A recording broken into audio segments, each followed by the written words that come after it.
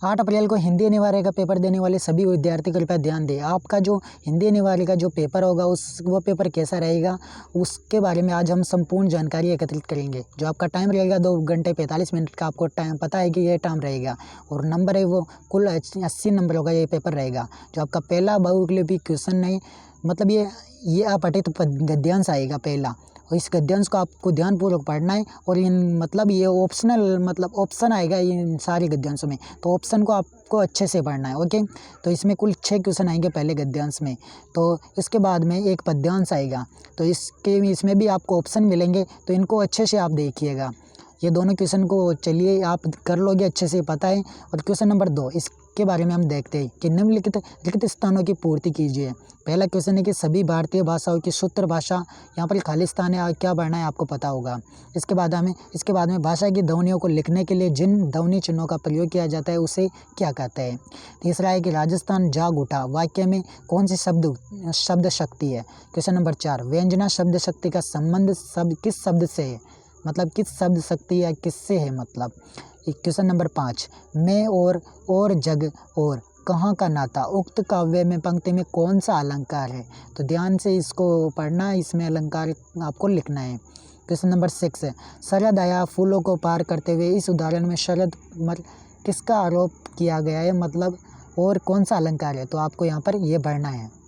इसके बाद में अगला जो क्वेश्चन है वो अति लघुरात्मक प्रश्न है। इसमें आपको क्या करना है, इसमें ये जो पहला क्वेश्चन है तीसरे का पहला है कि निम्न परिभाषित शब्दों का अर्थ लिखिए। जो ये इंग्लिश वाले शब्द है इनको आपको हिंदी में ट्रांसलेट करना है कि इन शब्दों का क्या मतलब होता है।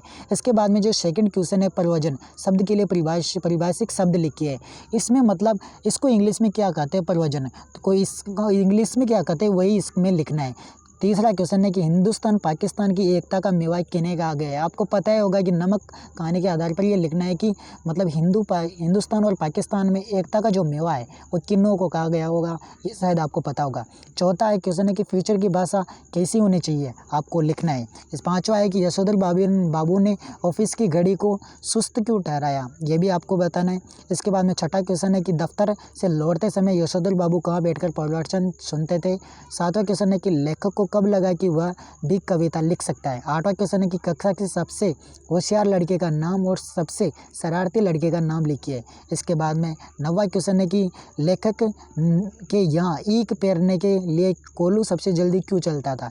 इसके बाद में 10वां क्वेश्चन है कि रघुवीर साय की किन्हीं 2 रचनाओं के नाम लिखिए। इसके बाद में 11वां क्वेश्चन है कि रजिया सज्जाद जहीर का जन्म कब और कहाँ हुआ था, तो ये भी आपको लिखना है। और आपके लिए सबसे इम्पोर्टेंट ये बात है कि जो आपका जो जूझ पार्ट है, आनंद यादव का जो पार्ट है, उसमें से 4 आपके छोटे क्वेश्चन आएंगे, इसलिए आप उन छोटे प्रश्नों को अच्छे से देख लीजिएगा। इसके बाद में लघुत्तरात्मक प्रश्न है जिनकी शब्द सीमा लगभग 40 होनी चाहिए।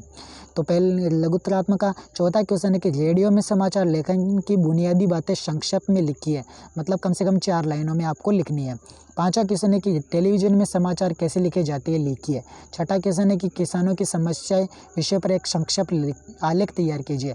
आलेख आपको लिखना है, याद रखिएगा आलेख में ज़्यादा कोई दिक्कत नहीं होनी चाहिए, कम से कम 8-10 लाइन का होना चाहिए। इसके बाद में जो अगला क्वेश्चन है कि शीतल वाणी में आग से क्या अभिप्राय है। कवि ने कहा है कि शीतल वाणी में आग लिए फिरता हूँ, तो इसका क्या अभिप्राय है।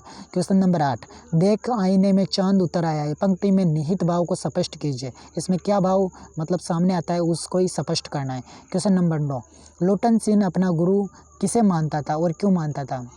आपको पता ही होगा कि ढोलक को वो अपना गुरु मानता था, लेकिन क्यों मानता था ये भी बताना है आपका। क्वेश्चन नंबर 10 साफिया ने नमक की पुड़िया टोकरी से निकाल कर अपने हैंडबैग में क्यों रख ली। जो साफिया थी कि जहाँ वो लाहौर गई थी ना, तो उसमें उसके साथ क्या घटना हुई थी, उसमें ये सबसे प्रमुख घटना ये थी कि उसने नमक की पुड़िया अपनी टोकरी से निकाल कर अपने बैग में रख ली थी। तो क्यों रखी थी उसने, किसके डर से रखी थी, यही आपको बताना है। क्वेश्चन नंबर 11 यशोधर बाबू की पत्नी को उनसे क्या शिकायत थी। आपको पता ही होगा कि यशोधर बाबू वाईडी पंत जिनको जानते हैं उनको क्या शिकायत थी। क्वेश्चन नंबर 12 मास्टर मतलब सौंदलेकर की जगह यदि आप होते तो लेखक को कविता लिखने के लिए कैसे प्रेरित करते। अगर आपको पता होगा कि लेखक को सबसे ज़्यादा प्रेरित है ना वो सौंदलेकर जो टीचर थे ना वही करते थे। अब ये बड़े टाइप क्वेश्चन आए, इनकी शब्द सीमा कम से कम 250 होनी चाहिए, यानी कि कम से कम 20-25 लाइन तो होनी चाहिए आपके।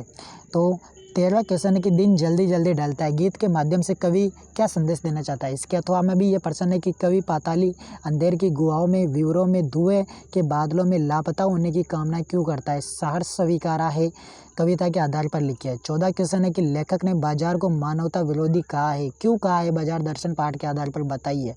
इसके अथवा में जो प्रश्न है, भक्ति ने महादेवी वर्मा को अधिक देहाती बना दिया, कैसे, कथन के आधार पर बताइए कि लेखिका और भक्तिन के बीच में किस प्रकार का संबंध था। आपको पता ही होगा अगर आपने पढ़ा होगा अच्छे से। क्वेश्चन नंबर 15, यशोधर बाबू की पत्नी समय के साथ ढल सकने में सफल होती है, लेकिन यशोधर बाबू असफल रहे, ऐसा क्यों, कारण सहित लिखिए। यशोधर बाबू, इसमें मतलब जो आपका यशोधर बाबू वाला जो ये पार्ट है, इसमें से मतलब सिल्वर वेडिंग पार्ट है, इसमें से थोड़े बड़े क्वेश्चन आ सकते हैं, संभावना है, इसलिए आप इस पार्ट को, बड़े क्वेश्चनों को अच्छे से तैयार कर लीजिएगा। इसके अथवा में जो क्वेश्चन है, जूझ आत्मकथात्मक उपन्यास के संकलित अंश की मूल संवेदना लिखी है। मतलब मूल संवेदना क्या प्रकट होती है जूझ आत्मकथात्मक उपन्यास से। इस 16वां क्वेश्चन है कि हरिवंश राय बच्चन का कवि परिचय लिखिए। इसके अथवा में फणीश्वर नाथ रेणु का लेखक परिचय लिखिए। क्वेश्चन नंबर 17, ये पद्यांश है, इसकी सप्रश्न व्याख्या करनी है आपको। पद्यांश थोड़ा बता देता हूँ आपको। सारी मुश्किल को धैर्य से समझे बिना मैं पेच को खोलने के बजाय उसे बेतरह कसता चला जा रहा था। भाषा के बारे में बताया गया, आपको पता ही होगा, तो इसके बारे में आपको लिखना है।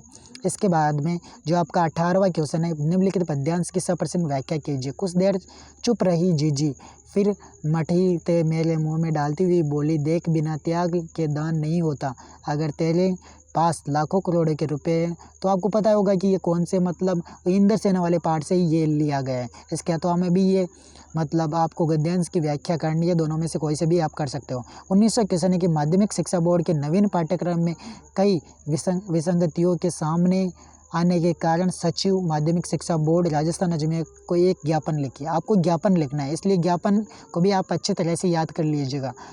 और इसके जो अथवा में क्वेश्चन है कि महर्षि दयानंद सरस्वती विश्वविद्यालय अजमेर की ओर से स्नातक और स्नातकोत्तर परीक्षा की समय सारणी और प्रवेश पत्र जारी होने के संबंध में विज्ञप्ति तैयार करना है। तो आपको विज्ञप्ति, ज्ञापन और ऐसे निविदा, ऐसे सारे ये आप अच्छे से तैयार कर लीजिएगा। क्वेश्चन नंबर 20 है कि निम्नलिखित में से किसी एक विषय पर निबंध लिखिए 300 शब्दों में, यानी कि कम से कम 30 लाइन, पूरा एक पेज भरना चाहिए आपके, एक तो कम से कम है और एक डेढ़ के आसपास आपका पेज भरना चाहिए। ये ऑप्शन है आपके पास, मोबाइल फ़ोन व संचार क्रांति में योगदान, राजस्थान में जल संकट, आतंकवाद, योग का महत्व, स्त्री सशक्तिकरण। तो इसमें सारे इंपॉर्टेंट है, आप इनको अच्छे से तैयार कर लीजिएगा। आशा करता हूँ कि आपको बहुत अच्छे नंबर मिले। तो तब तक के लिए जय हिंद।